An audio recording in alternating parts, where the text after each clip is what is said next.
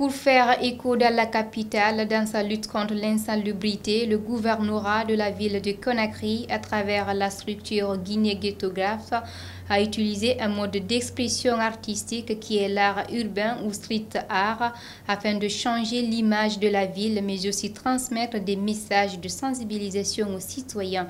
Maïmouna Kanom Kamara nous en dit davantage. Suivez.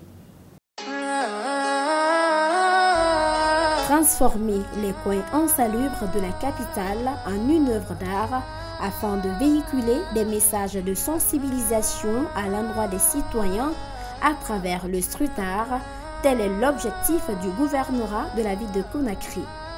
Des fresques sont visibles sur l'autoroute Fidel Castro jusqu'à la rentrée du centre-ville, communément appelée Pont 8 novembre. Tous ces lieux ont changé de visage grâce à la structure Guinée-Ghetographe. C'est un projet du gouvernorat de la ville de Conakry qui a eu l'initiative de rendre la capitale Conakry colorée. Tous les lieux où les gens sont en train de jeter des ordures, de les transformer en des œuvres d'art. C'est en ce sens que nous sommes là, au contenu de notre projet qui doit continuer jusqu'à l'intérieur du pays.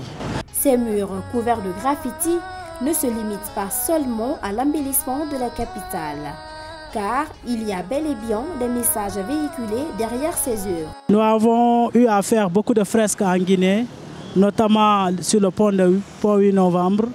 Et ensuite, il y a eu beaucoup de lieux qu'on a pu faire des graffitis. Aujourd'hui, nous sommes sur le pont de Madina pour la deuxième étape du projet du gouvernorat pour la décoration de la ville de Conakry. Si vous voyez la fresque est très longue.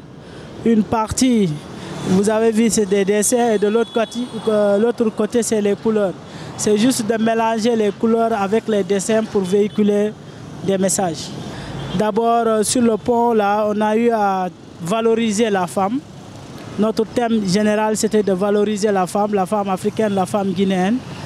Et de l'autre côté, on a l'initiative de parler sur l'éducation des jeunes filles et comment on appelle les albinos, les handicapés, de les rendre hommage aussi. Ces décorations artistiques à des espaces publics viennent de donner un nouveau visage à la capitale. Par ailleurs, force est de reconnaître que cette initiative est une première en Guinée. C'est pourquoi ce jeune artiste ne cesse de témoigner sa gratitude envers les autorités de la transition pour la confiance portée en leur structure artistique. On remercie les nouvelles autorités du pays parce que c'est la première fois en Guinée qu'on voit ces séries de fresques. Et je les encourage beaucoup parce que c'était pas facile de faire confiance à des jeunes comme nous, de nous donner un grand projet comme ça. Mais c'est juste de les encourager. Nous attendons encore plus, de mettre plus de moyens. Le gouvernorat seul ne suffit pas. Et parce que tous les efforts qu'on est en train de mener sur le terrain, c'est le gouvernorat. Donc on demande aussi les autres structures qui viennent appuyer Madame la gouverneure pour ce grand projet. Parce qu'elle le fait pour le pays. Elle le fait pour la population. Regardez ici, c'était un coin où les gens urinaient. Mais maintenant, regardez, vous avez vu, on a nettoyé ici. C'est devenu très, très beau. Donc, ces genres d'initiatives-là, ce sont des initiatives à appuyer et à perpétuer, quoi.